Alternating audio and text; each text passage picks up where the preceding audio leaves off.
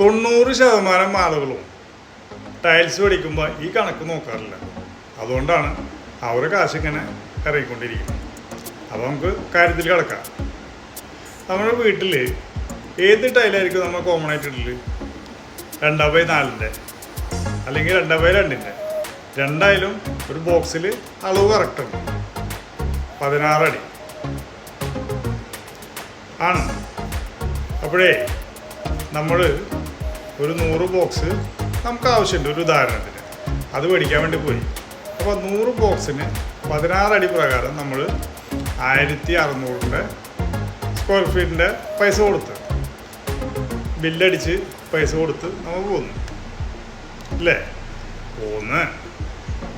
നമ്മൾ വീട്ടിലേക്ക് വണ്ടി ഏൽപ്പിച്ച് സാധനം കൊണ്ടുവന്നു.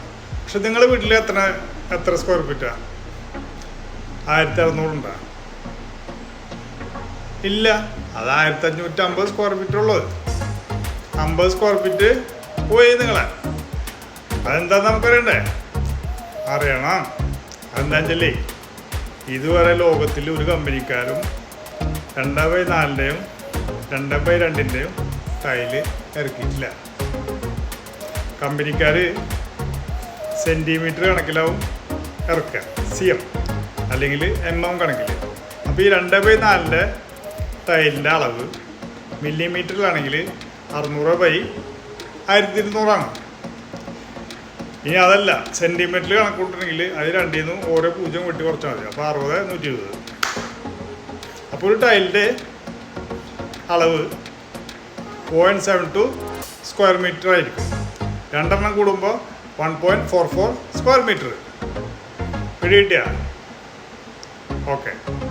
അപ്പോൾ അത് നമ്മുടെ അടിക്കണക്കിൽ കണക്കൂട്ടുമ്പോൾ എത്ര വരെയാന്ന് വെച്ചില്ലേ?